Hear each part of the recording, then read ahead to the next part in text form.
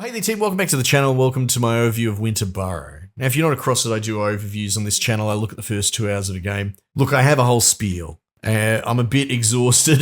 I've done a couple of takes at this because it's hard not to get furious and work myself up. I'm trying to stay as low energy as I can and get the facts across. But my God, it is frustrating because while there is the promise of an interesting game in here, for probably the first 30 minutes or so, it lives up to what you probably found interesting from the trailers. Right? Like a survival light, kind of like a Don't Starve, but a more cozy version, right?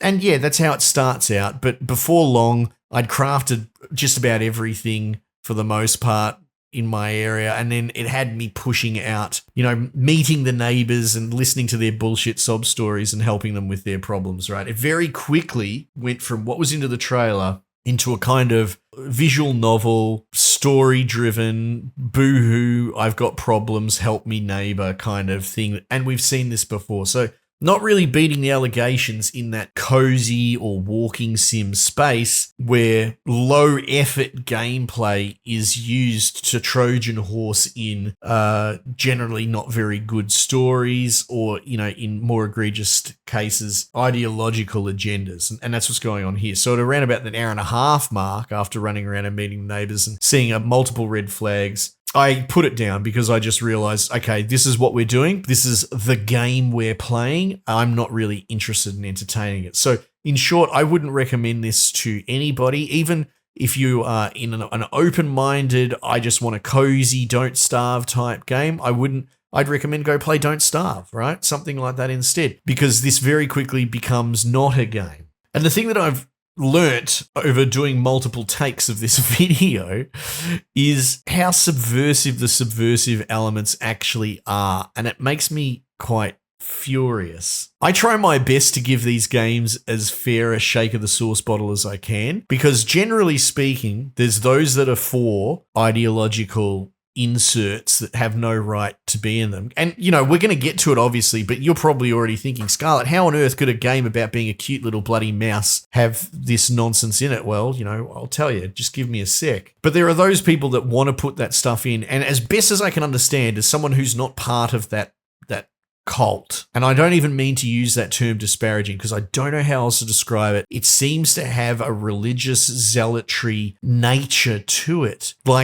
And I'm not trying to necessarily attack the other side of the aisle, but how Christians are very, my religion is correct and I'll kind of die saying that, right? But, the more proselytizing door-to-door Mormon type version of religious attitude, I don't understand how these game devs are willing to put this stuff into their games to such a point that it will bankrupt their company and destroy it because people won't buy it.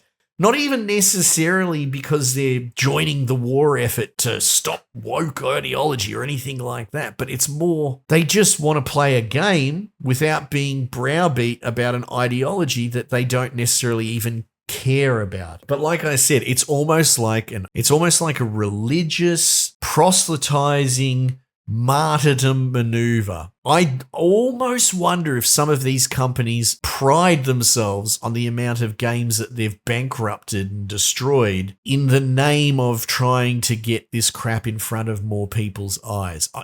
Otherwise, I just do not understand it because it does not conform to sensible business practices, behaviors, consumer relations. I just cannot understand or comprehend a vector why you would do that. Anyway, so look, obviously this is turning into a little bit of a rant. Again, I get so incensed because I am trying to be the best intentioned among us, right? Everyone else on my side of the aisle that wants to even talk about this generally just use the stick. Right? This game consulted with Sweet Baby, which they did. That's the end of the conversation. No money, tell everyone not to buy them, boycott them, and that doesn't leave room for the company figuring it out and stopping and learning its lesson and behaving.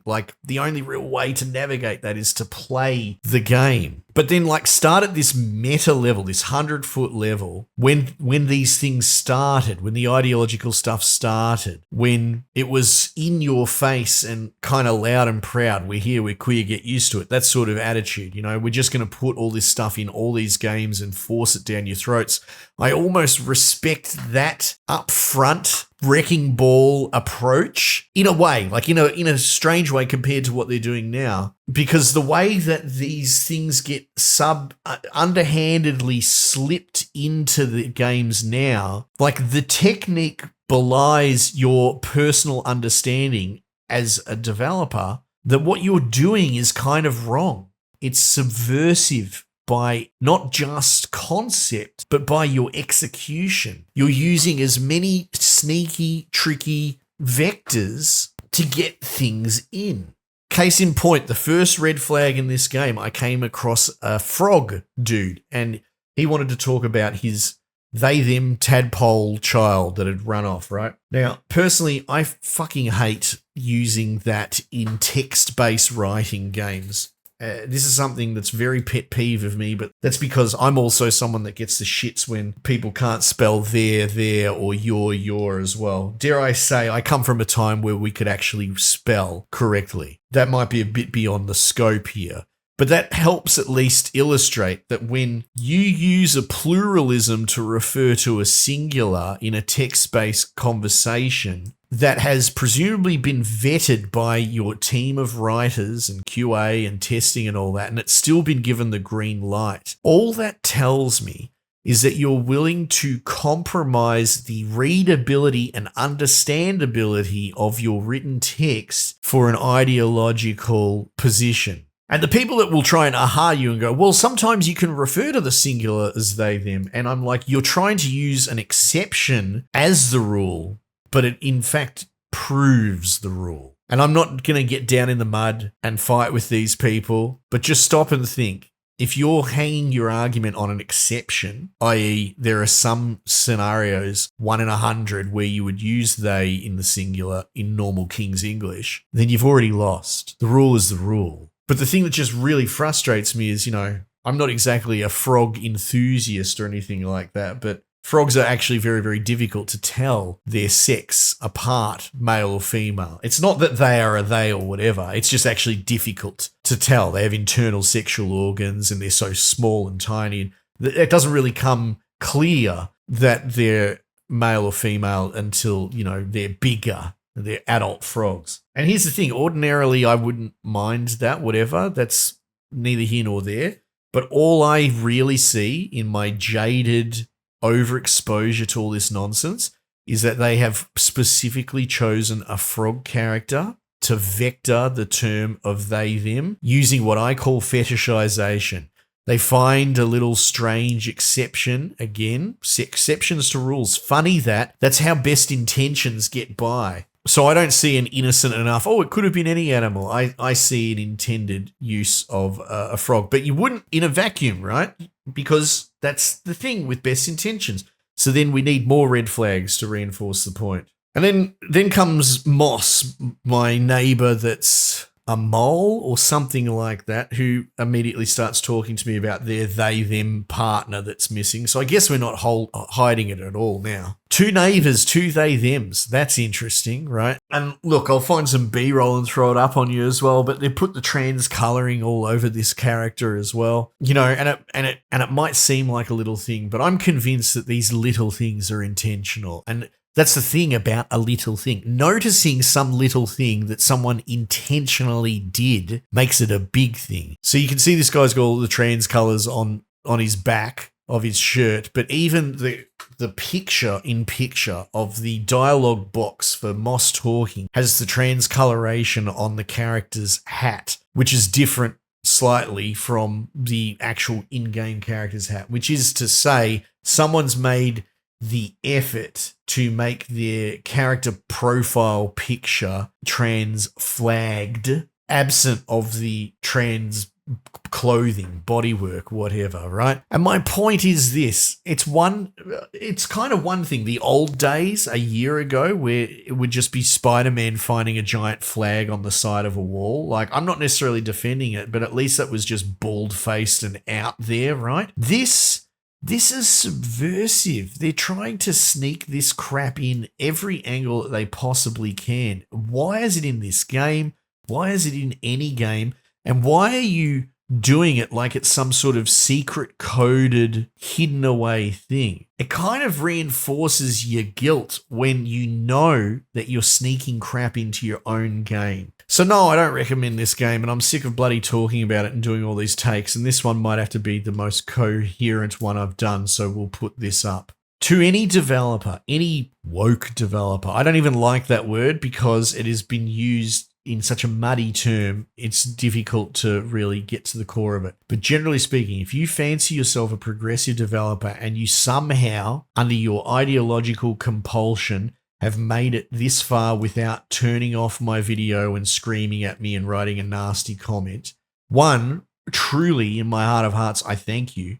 I'm not trying to insult you. That must be actually difficult to have heard me through. But two, understand that I am your best ally in this entire space. I'm trying really hard to give your games an honest, fair go as someone that is just normal, right? I'm not trying to stamp out and boycott your companies. I'm really not. But if you keep doing this underhanded stuff, right, trying to sneak things into, let's be honest, games that are going to end up in front of what I would call the gentler souls in the gaming space, which would be unassuming, nice people that aren't confrontational, i.e. are probably more susceptible to your nonsense, which is akin to boiling a frog in hot water. There's a gaslighting component there that I can see that won't work on people more like me. You know, the people that play games with you chainsaw each other's heads off and all that sort of stuff, right?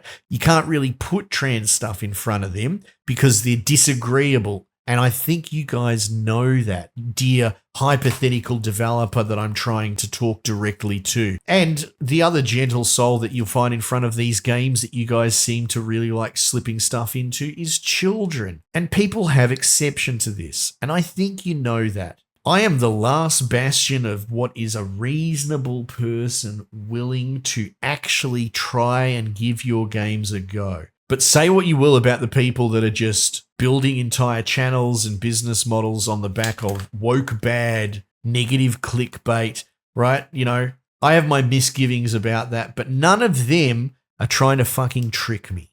None of them are trying to ship this underhanded nonsense past the goalkeeper. And it's just infuriating. More so even than the ideological position itself, whether it's right or wrong even. The fact that you intentionally will put all your effort as developers into finding new and imaginative ways to underhandedly put your crap into these games. Anyway, that's enough. I'm sick of talking about this. Goodbye.